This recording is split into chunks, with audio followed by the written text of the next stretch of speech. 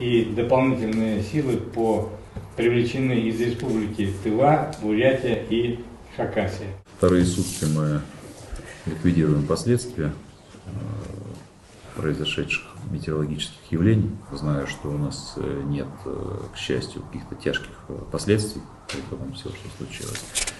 Без жертв, без вреда здоровью. Соответственно, есть сложности с электроснабжением. Я получаю обращения граждан.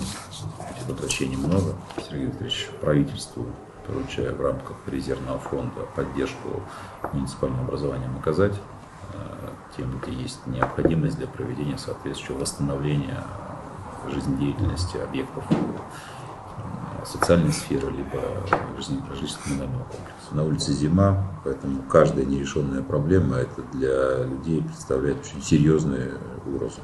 Поэтому нужно, вовлекая все силы, которые для этого необходимы.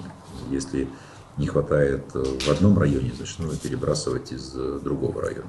Оперативно все это делать.